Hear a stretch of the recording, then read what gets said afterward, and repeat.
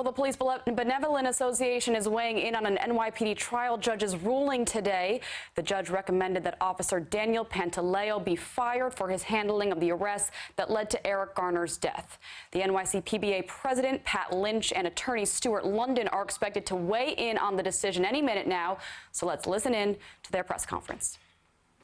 Ready?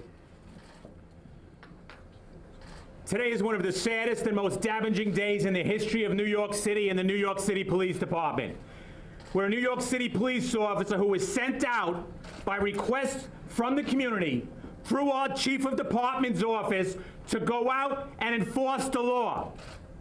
A person stood and said, "Not today, I'm not going." A police officer has no other choice but to enforce that law. We can't just walk away. It's not called de-escalation. It's called doing your job.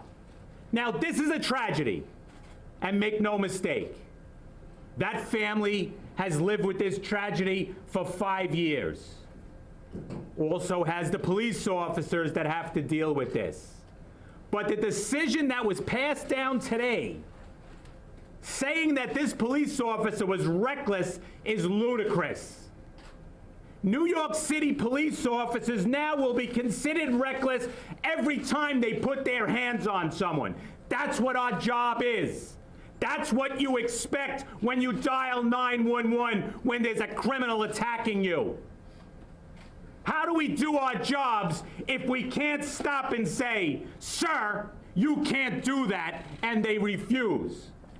I stand here today to tell every New York City police officer, and they're on patrol right now, when someone calls 911 and dispatchers call you, and there's a circumstance where you have to put your hands on someone, call your sergeant first, call emergency service second, because you will not have the backing of the city. You will not have the backing of the department. How do we know that?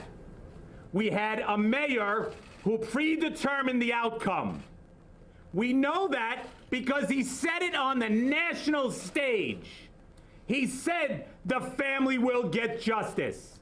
Of course, that family's justice is finding a police officer guilty and firing them.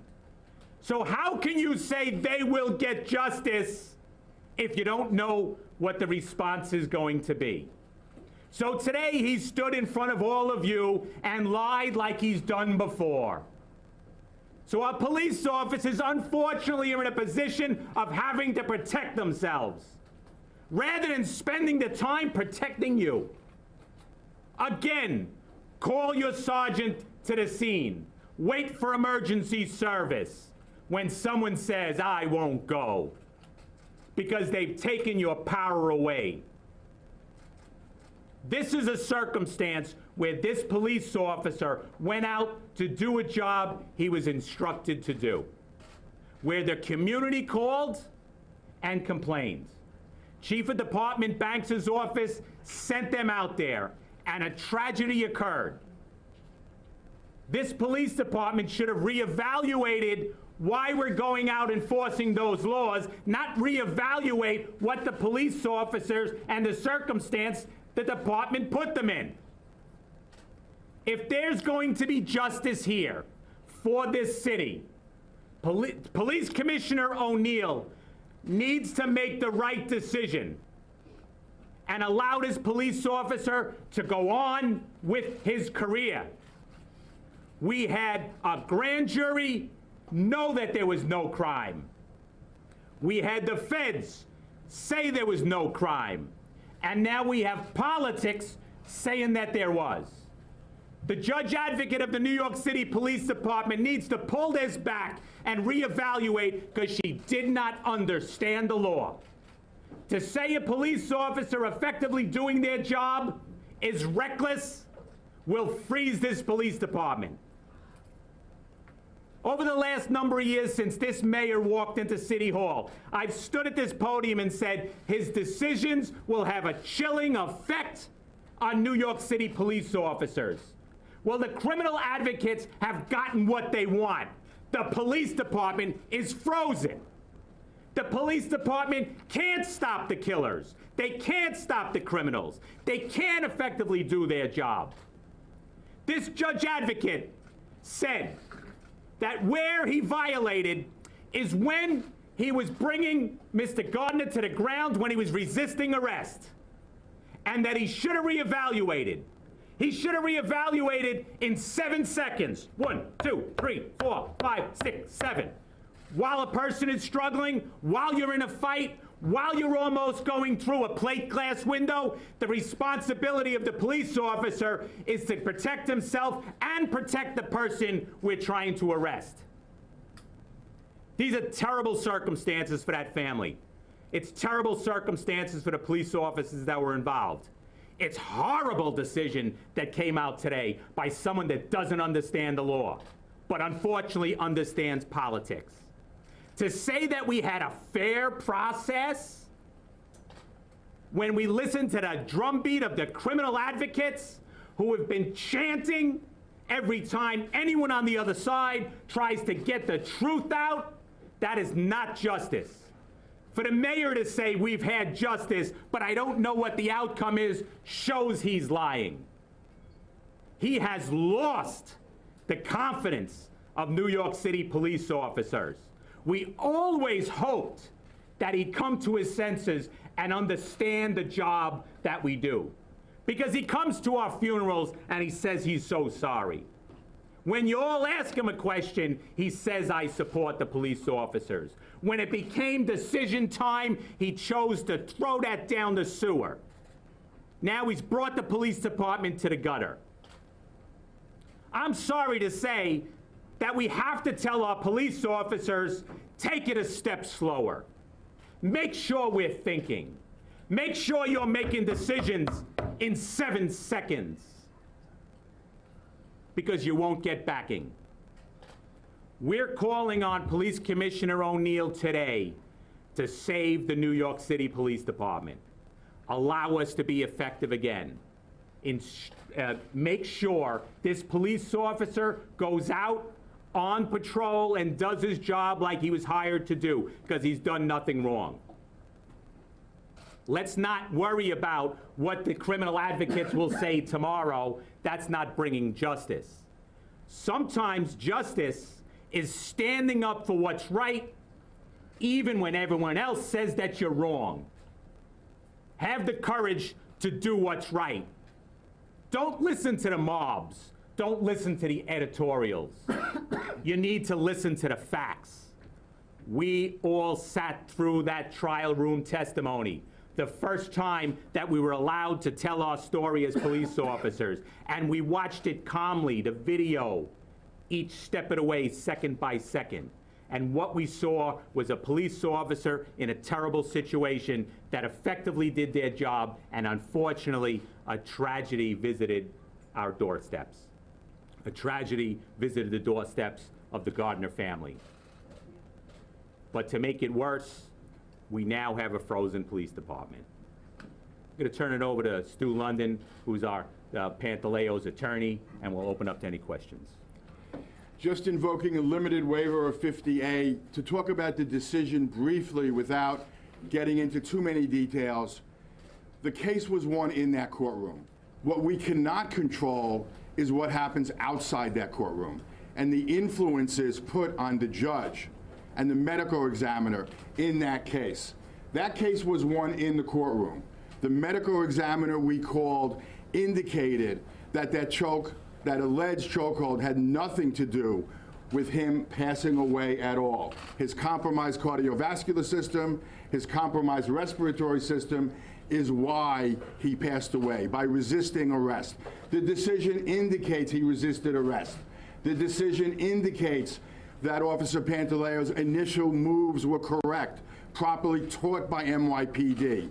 We called not only a medical examiner, but his instructor at the academy. The decision rests on, as Pat said, 7 seconds. They were about to go crashing through a plate glass window, and officers have had that issue before, and both of them could have died with shards of glass penetrating their bodies. But no, Officer Pantaleo being a smart officer, pulled him away from the window to gain control of him. He didn't use a chokehold. He was merely attempting to gain control of him. When he was on the ground for approximately 3 to 4 seconds, he immediately got up, repositioned himself, put Mr. Garner on his side, and he was cuffed. You have to understand the standard for whether the actions were reasonable or not would be a gross deviation from a reasonable police officer in that situation. Officer Pantaleo had seconds to react. The courts have always said it's impossible to second guess the actions of police officers who are involved in a fluid situation. Even Inspector D, who testified at the trial, said when you're in a compromising situation, the one thing you should do is immediately get out of that position. And that's what Officer Pantaleo did. So Officer Pantaleo, not only did he do nothing wrong, but he acted the way he was taught to act. As Patty said, if you call this reckless assault, then almost any arrest on the street would be reckless assault. It's too bad this police commissioner was trying to figure out what the city needed or what the mayor wanted or what the police commissioner wanted. Had she ruled on the evidence presented in the four corners of that courtroom and not the public pressure outside that courtroom, which we all understand was tremendous, there would have been a different verdict.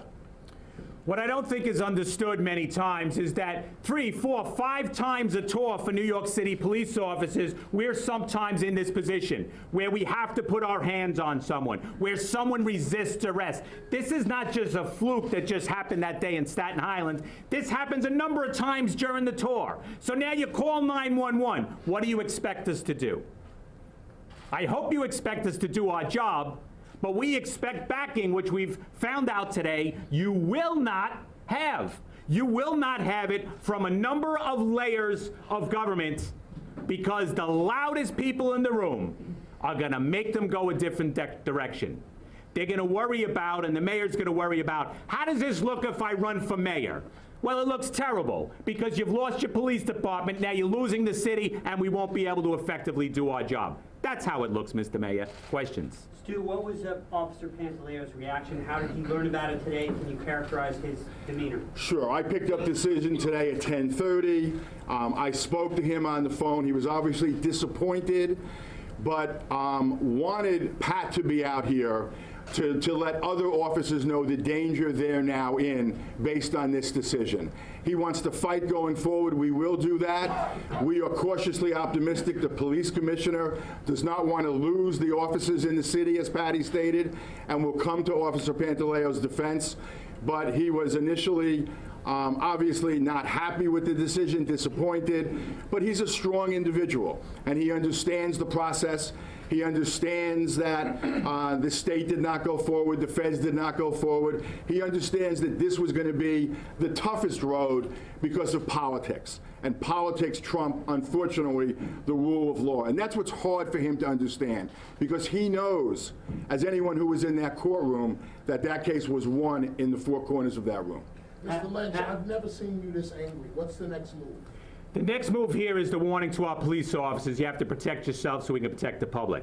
Realize that if you put your hands on someone, they resist arrest, and a tragedy occurs, that you lose your livelihood. You won't be able to go home at the end of the day. You're going to lose your benefits you fought so hard for. You know, the work that you do, like we all do each day, just to put food on the table. So don't believe when they say, when they give you that story in the academy, let's get out there and do it for the Gipper, because they're not going to back you. The Gipper's not going to be there. The mayor's not going to be there. Is the police commissioner going to be there? We'll find out. If he's looked at the facts of this case, and I know we got reports from the trial room, and many of you heard it, the facts speak to a police officer that was sent out there to do his job, and a tragedy occurred, but he still did it properly. We had this judge say it wasn't a chokehold. Didn't find them guilty on strangulation. Found them guilty on recklessness because the community called and we responded and someone resisted. That's reckless? That's asinine. That's not reckless. That's our job. That's what you hire us for. To do that job, when you're in trouble, you call the police and we respond.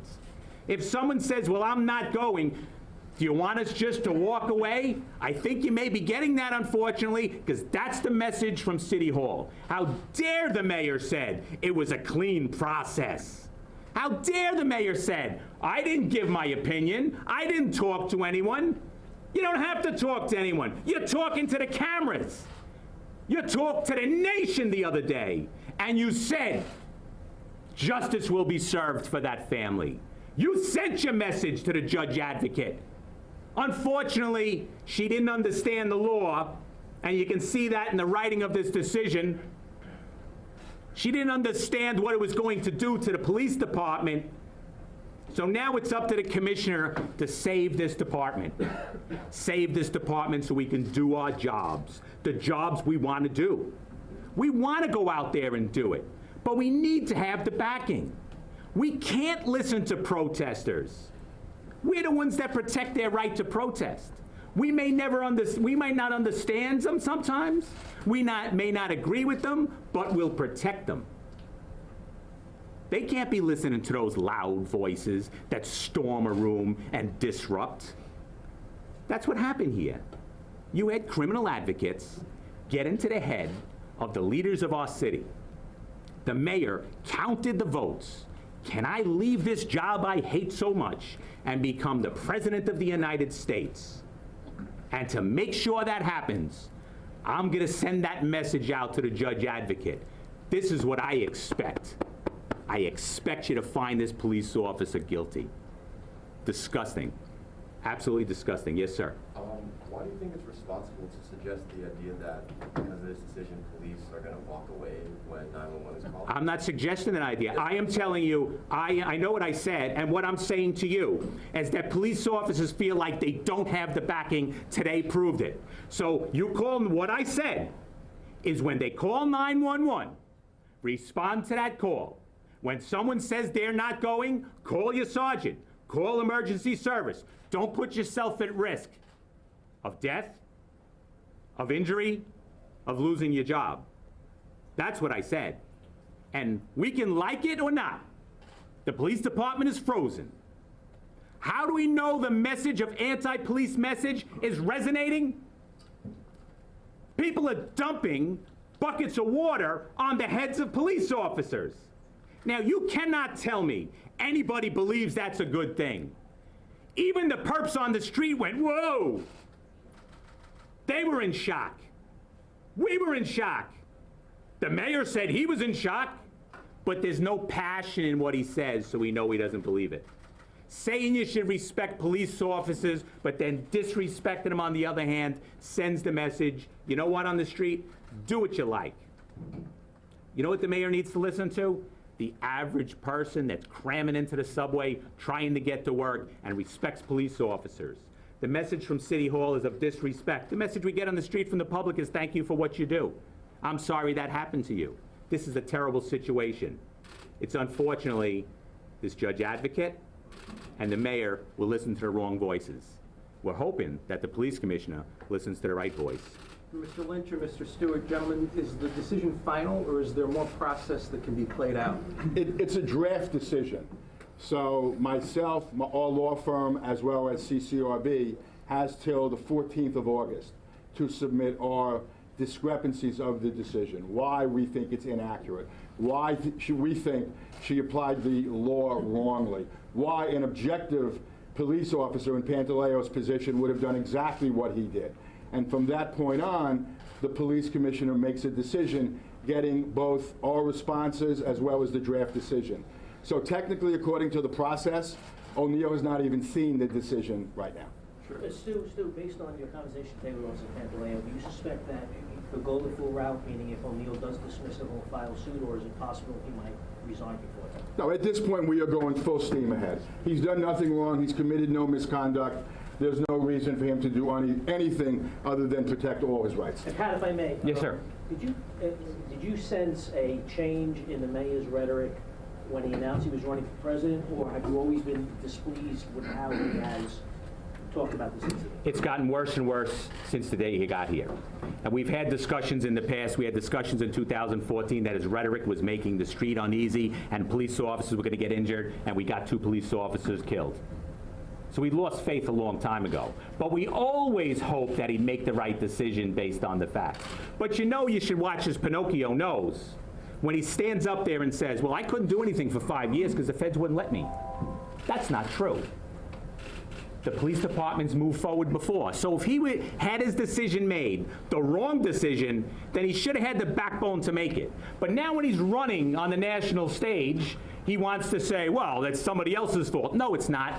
It's your fault. You're the leader of the city. He's lying once again, just like he's lying, say, this was a fair and just process. It most certainly was not. Yes, ma'am. Pat, you mentioned that the judge advocate did not understand the law in rendering this recommended decision, this draft decision. That's right. What exactly did she not understand? She did not understand the recklessness aspect of the job, saying that a police officer being called by the public, stopping someone that's resisting arrest, who then is resisting arrest, and you're going in through a plate glass window to say that's reckless and that's 7 seconds is absolutely wrong. It's a misunderstanding of the law. She should reevaluate that part. If she reevaluates that part, she has to acquit this police officer. I don't think she'll have the backbone to do it, unfortunately. Yes, sir. You indicated that of the 2 counts, the strangulation was not found, but that the recklessness aspect on the, I guess it was the first count, was found. Stuart or Pat, Yep. if this goes adversely to Officer Pantaleo in the final analysis, what are his legal options if he is terminated? It's a law question. Sure. Well, we can bring an Article 78, which is where you bring a petition and a notice of petition and then a brief, and it's heard before the appellate division, and we make our arguments that she was wrong on the law, that she was wrong on the facts, that the credibility of the witnesses were in our favor, and then we go from there. So we get a decision from the appellate division based on an Article 78, and then we go from there depending on what that decision is. Has that ever happened before? Has a police officer ever successfully got his or her job back after a death? Sure. It is not an option that is generally successful all the time, but this is not a regular, normal case. This is an unusual case. This is a case where she should have known the law better. As Pat said, her understanding of the objective, subjective test of a police officer in Officer Pantaleo's position, she completely misunderstood.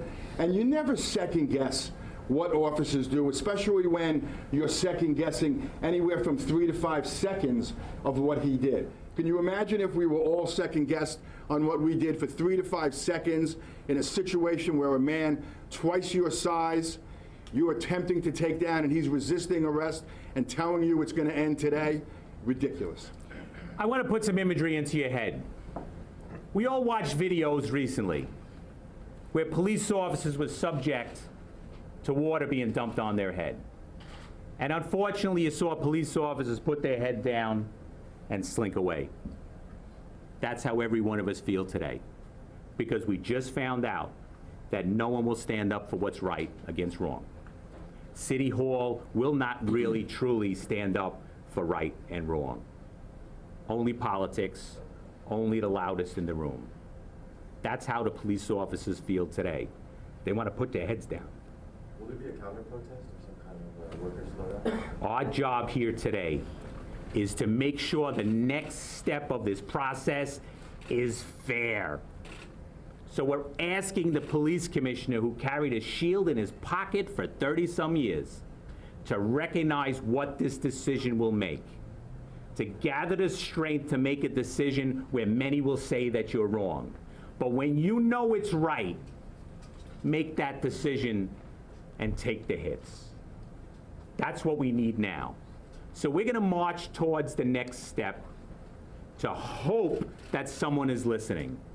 Hope that the right-minded people in this city reach out and say, allow Officer Pantaleo to continue on with his career. We need to look at the front page today that said, don't fire Pantaleo, because that's an important message. And it articulated what we've articulated time and time again. We didn't want to go there and enforce loosies. We get it. But we're sent there by our bosses. from the chief of department sent us there to enforce that law. And we did it. And a tragedy occurred. Don't blame the police officer for your bad policy. Change the policy. Make it clear what you want. Don't put your hands on anyone. Don't hide behind the judge advocate. Say it. We want to give the criminal advocates what they want. They want police officers that respond and hug a thug, rather than grab that thug and say, you can't do that because there's good people on this street. We know we have the support of the public. We feel it every day. What we're saying here today is City Hall has to feel that support. That support has to say, allow our police officers to do their jobs. We're not afraid of accountability. We're held accountable every day. Now it's time we say to the politicians in the city council, in the mayor's office, the public has to say, we're holding you accountable. Look what you've done.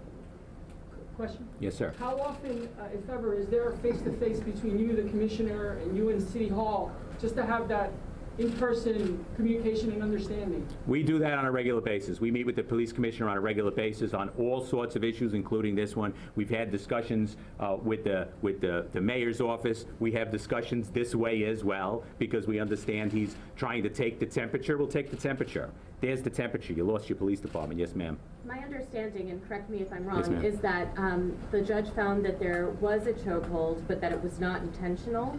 And is that a legal avenue for you going forward with the commissioner? Well, she found that there was a chokehold, but the standard was higher. Since they never charged him within the 18 months, they needed to prove the criminality of the reckless assault by preponderance of the evidence for each element. So the reality is she did find the chokehold was used, but that was just the beginning of her analysis. She also indicated in the decision that a lot of the contact with the neck was accidental, unintentional. So she focused her decision only on the recklessness when they hit the window, and the window buckled, and they thought they were going to die going through that window and then coming down to the ground. And as we said, when he got to the ground within 3 seconds, he was up with his hand on his head, allowing him to breathe through his nose and his mouth. So we find that his actions were reasonable. That will be the basis of our appeal going forward. But hopefully, as Patty said, Commissioner O'Neill will do something that will make that not necessary. Thank you. Anything else? Thanks, guys. Thank you very much. Thanks for covering this important issue.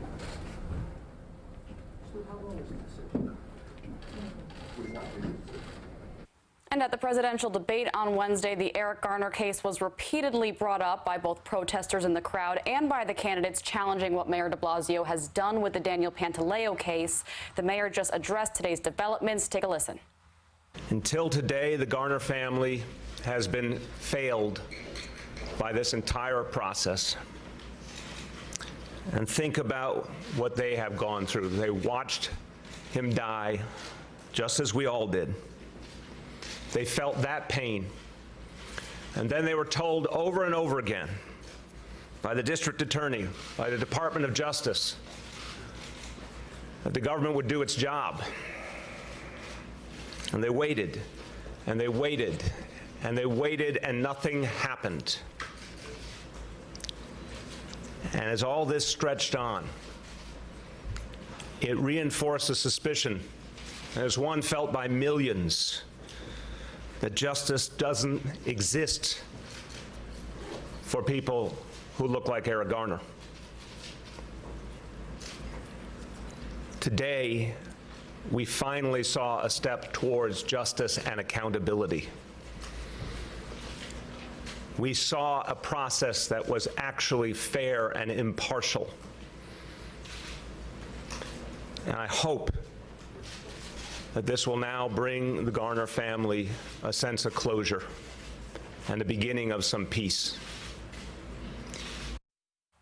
And we have this reaction on the decision from City Council Speaker Corey Johnson. Quote, "This decision is long overdue. It should not have taken 5 years to determine what the public clearly understood in 5 minutes. Officer Daniel Pantaleo used an illegal chokehold on Eric Garner, which ultimately led to his death." He continues, "Now Police Commissioner O'Neill must act. Pantaleo must be fired immediately. Nothing will bring back Mr. Garner, but I hope this decision gives the Garner family some peace." Pantaleo was suspended without pay from the NYPD after the decision came down. We'll bring you any more developments in this case as they happen here on CBSN New York.